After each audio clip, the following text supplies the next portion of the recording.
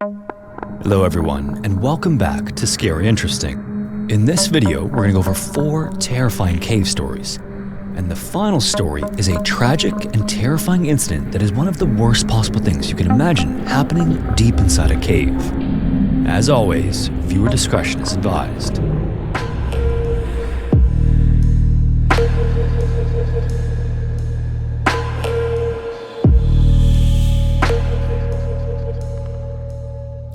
Quickly, before we get into the video, you may remember the Arctic horror podcast I recommended on several occasions by Fool and Scholar Productions called The White Vault.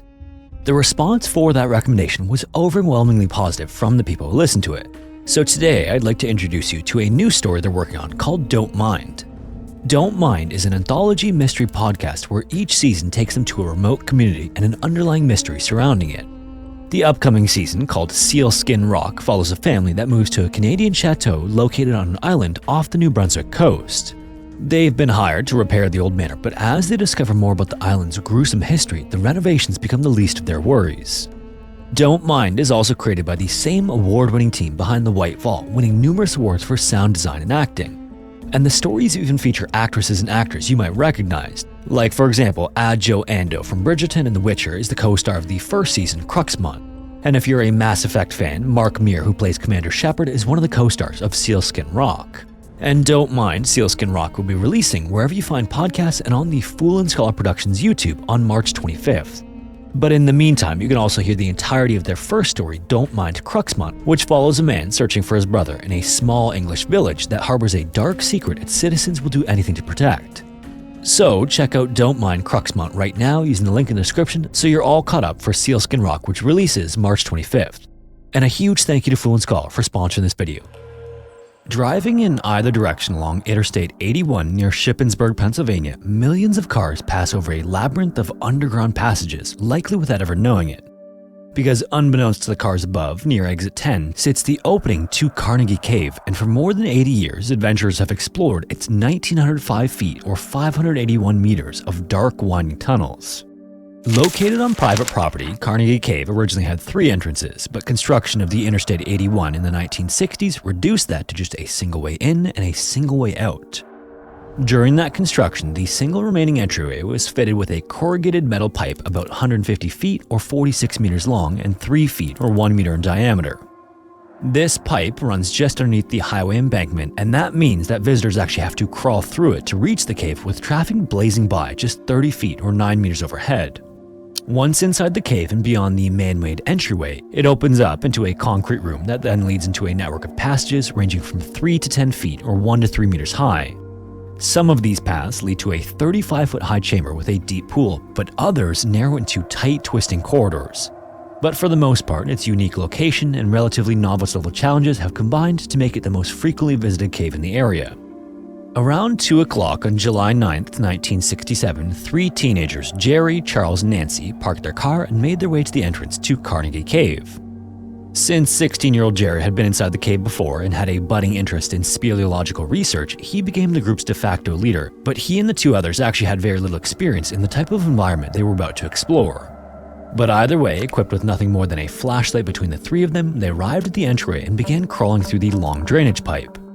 Now, it was customary at Carnegie Cave for spelunkers to leave a lit candle in the pipe to mark their way, and there were already 2 other candles burning there from a group that had previously explored the cave.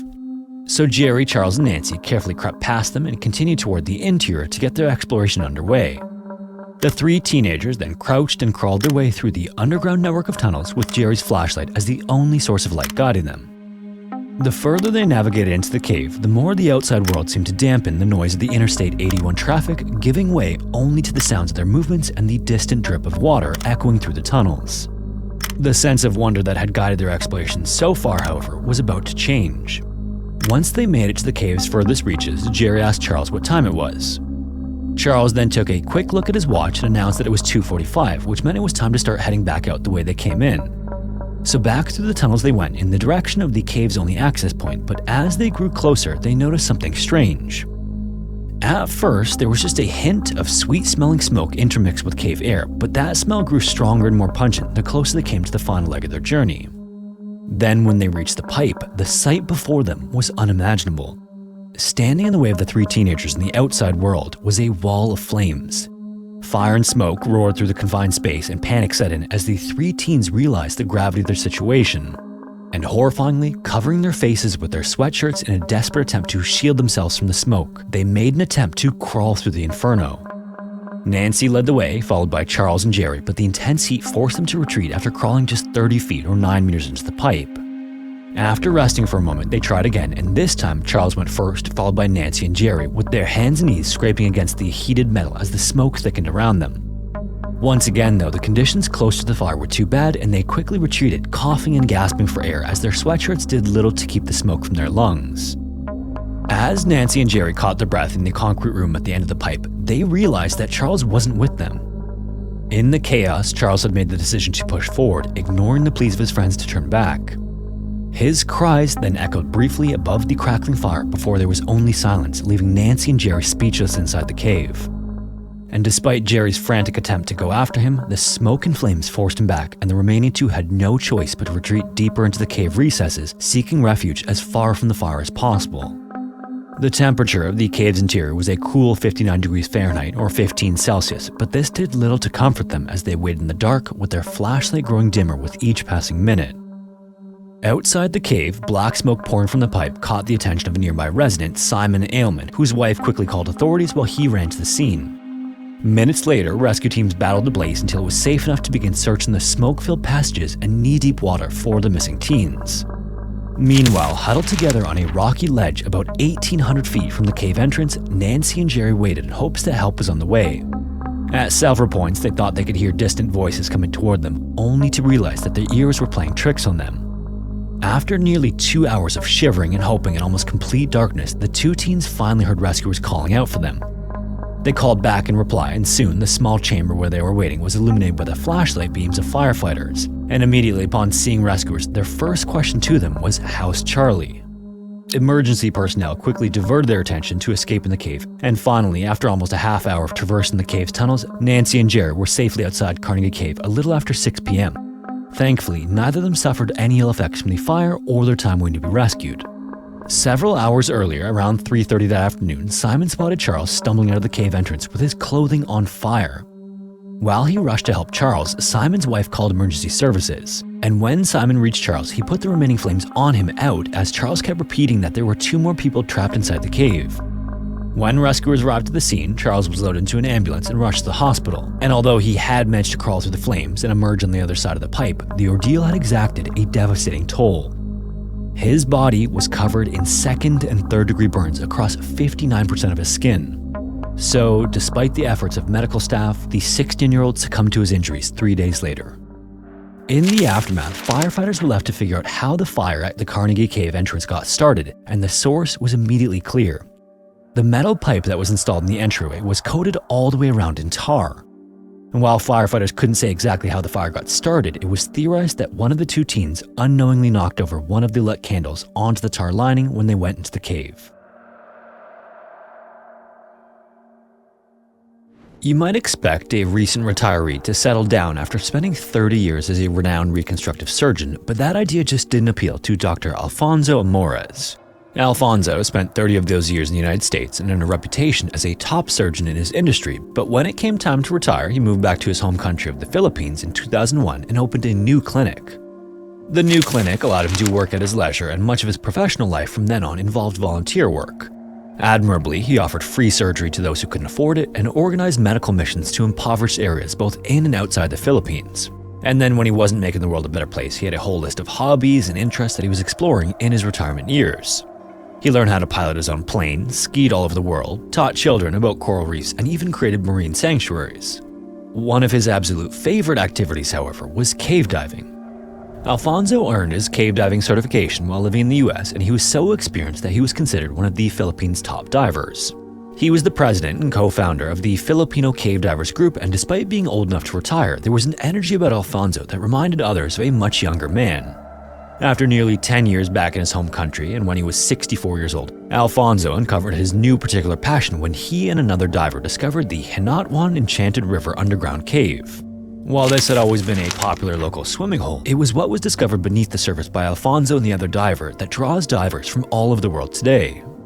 The Hinatuan cave is entered by diving straight down from the topside pool. Then, once at the mouth of the cave, the entrance is so tight that only one diver can go through it at a time. But on the other side of the claustrophobic entryway, divers enter a massive, expansive chamber known as the Mayor's Chamber.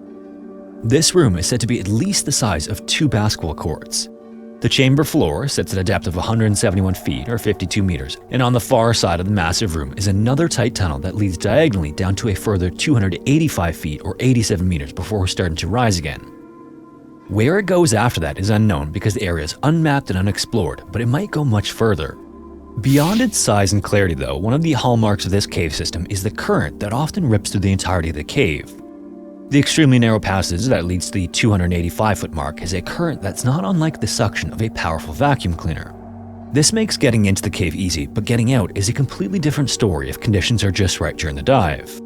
On June 17, 2014, a Filipino broadcast channel was ready to shoot footage in the Hinatuan cave for an upcoming segment on its show. Since camera operators aren't often certified cave divers, the channel asked the Filipino cave divers group to assist with the shoot, and Alfonso was eager to volunteer his time for it. The plan was for the cameraman to enter the cave the next day, but Alfonso and 2 other divers from the group were at the Hinatuan cave on June 17th to stage extra tanks inside and get together a general plan for the following day's dive. Alfonso, who was 68 years old at the time, was excited that day and proud that the cave he discovered was about to be featured on such a popular show. But maybe more than that, his excitement also stemmed from the opportunity to dive his favorite cave again. Since he discovered it in 2010, this would only be his 8th dive at Hinatuan. So the 3 divers with stage tanks in tow entered the cave, and all of them took note of just how strong the current was flowing that day. They then entered the Mayor's Chamber and began the task of placing extra tanks in strategic places, both inside the chamber and beyond into the narrow downward tunnel on the far side. Then when they were done, they turned around and headed back the way they came to exit the cave. Immediately though, they became aware again of just how strong the current was that day. It took a lot of strength to swim against it, and while this was usually the case at Hinatuan, it just seemed to require much more effort than normal. As a result, the effort required much more air too. The 2 younger divers with Alfonso were able to make progress toward the exit, but the suction from the sump behind him was quickly getting to be too much for the 68-year-old to fight against. As the 3 continued to struggle toward the way out, the 2 younger divers eventually made it to the exit and waited at the surface of the entry pool for Alfonso, but he never arrived. The details of what exactly happened to Alfonso are a closely guarded secret by the 2 divers that were with him that day, but they did alert authorities, who eventually arrived at the cave to begin searching for him. Considering that there were no known air pockets inside the cave as time ticked by, the effort to find him became more of a recovery than a rescue mission. And tragically, 8 hours after emergency services were called, Alfonso's body was found wedged in the tight entry tunnel at a depth of 131 feet or 40 meters. It seems he had run out of air in his fight to exit the cave. Alfonso left behind 3 children and a wife, and is fondly remembered by all who knew him as a selfless medical professional and a courageous explorer. In Western Ireland lies the small town of Gore, which is surrounded by the picturesque Irish countryside dotted with farmland. Then to the direct north of Gort is John Nolan's farm, and on his property is the entrance to a cave that was once used as the community's water well. Known as Pollonora Cave, it's one of several systems in what's known as the Gort Lowlands, which is an area prone to flooding. This is actually why it's been such a good water source for the town. Even when droughts would plague everywhere else in the country, the lowlands would be brimming with fresh water. Today, the unassuming entrance to Pollonora Cave has several man-made steps and is located underneath a large birch tree. Inside, however, as with many caves, is a twisting, turning labyrinth of tunnels, shafts, and sinkholes totaling an unknown number of miles. One cave diver, however, was committed to finding out the mysteries of Pollonora Cave. When Artur Kozlowski moved to Ireland from Poland in 2006, he had only just discovered diving as a hobby. When he arrived in Ireland, however, he took a keen interest in learning cave diving, and for good reason. His new home was surrounded by hundreds of caves. Like for example, in County Galway alone, where Pollonora Cave is located, there are 66 known caves, but just to the southwest, County Clare has a further 259 of them, accounting for 38% of Ireland's total known caves. Suffice it to say, cave divers in the area have plenty of options to choose from, but Artur just had an affinity for Pollonora and the other caves of the Gort Lowlands. He was apparently such a fixture that the landowner John pretty much considered him part of the family. And despite his relocation, Artur quickly became the most notable cave diver Poland had ever produced. And once he got the necessary training and certification, he began to set records, discover long-held secrets of Ireland's caves, and be the first to accomplish what others wouldn't dare attempt. In fact, the personal motto he lived by was "Go where others turn back." In 2007, just months after he completed his training, he did just that by being the first diver to complete a traverse from a cave known as Hell's Kitchen to another named Robertson's Cave. Then a year later, he took on Ireland's deepest known cave and set a record there for the deepest cave dive at 338 feet or 103 meters, but it wasn't the records that kept him passionate about cave diving. Instead, Artur lived for finding new passages, particularly connections between systems.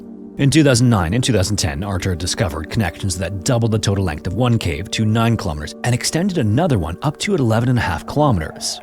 And he was particularly prolific in and around Gore, where he spent at least 200 hours in the area's underwater caves. To put this into perspective, according to Artur's cave diving instructor, the types of challenges he'd take on were akin to climbing Mount Everest or being the first to reach the South Pole. And as with many people who engage in these types of activities, he had to up the ante. The one he was taking on at Pollonora Cave on September 5, 2011 was so extensive that he'd been planning and looking forward to it for 3 years. During his journeys inside the cave thus far, Artur had located a new shaft that he was eager to explore, but it was a long dive that required all sorts of extra preparation.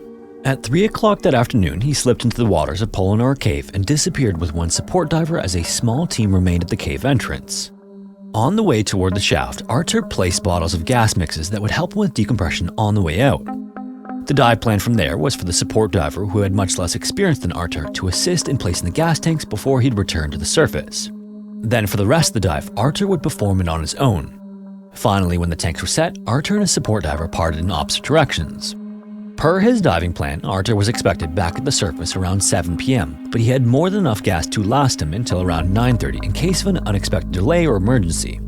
So when 7 o'clock arrived and Artur still hadn't shown up, no one at the surface was concerned. He left them instructions to only raise the alarm if he wasn't back by 9 o'clock. As time ticked by, however, the support team's anxiety rose.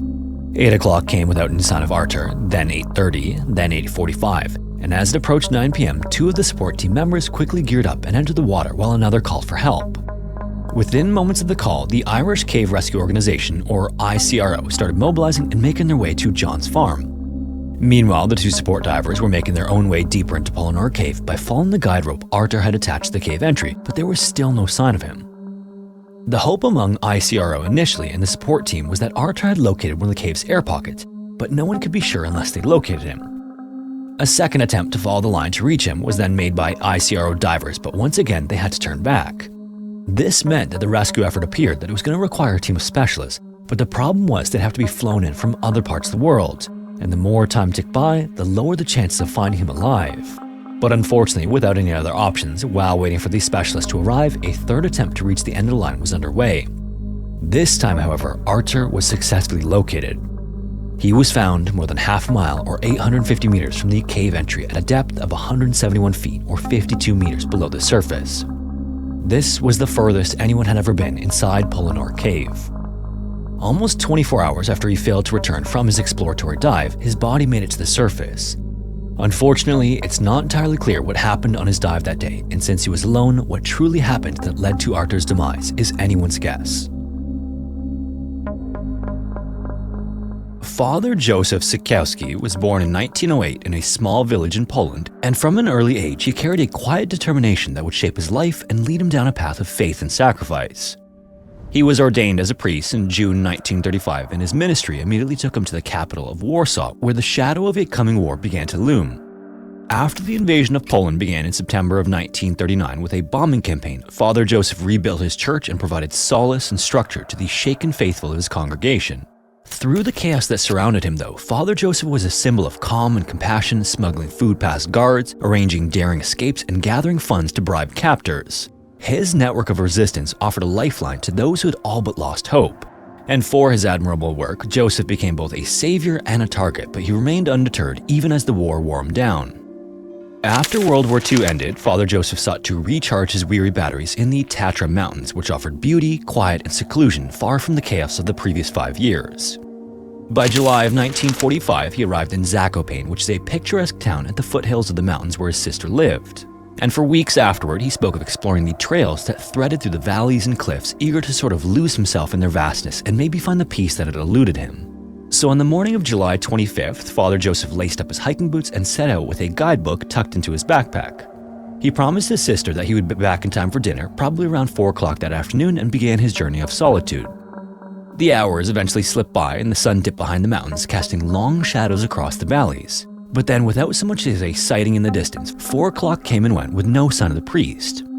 Hours then went by without word that stretched into days, but for unknown reasons, the Tatra Volunteer Search and Rescue Service, or TOPR, wasn't notified of his disappearance until several days after Father Joseph departed. Finally, on July 30th, after receiving word of the situation, rescuers got to work scouring the valleys of Zakopane, combing the trails of peaks, and climbing ridges where travelers were known to stray. In total, 8 expeditions were launched over the following weeks, but they produced nothing. Father Joseph had disappeared without a trace. It wouldn't be until January of 1947, more than a year after Father Joseph vanished, that the mystery would come unraveled. A naturalist who was navigating the remote wilderness of a valley stumbled upon human remains deep inside the twisting passages of Milna Cave. This horizontal network of tunnels extends just more than a mile and is a maze carved into the rock where passages shift abruptly and force explorers to stoop, crawl, and squeeze through narrow openings. For this reason, the cave is known to disorient and isolate, and it had already gained a reputation for testing even experienced cavers by the late 1940s. Its temperature also lingers between 50 and 70 degrees Fahrenheit or 10 to 21 Celsius, and that's on top of 100% humidity inside that makes the air feel heavy and clings to both skin and clothing. And as you might imagine, light also doesn't reach the depths, leaving only flickering beams of lanterns and headlamps. The cave's reputation as treacherous is well earned, and even today visitors are advised to wear helmets, have multiple light sources, and bring extra clothing in preparation for its damp and claustrophobic interior.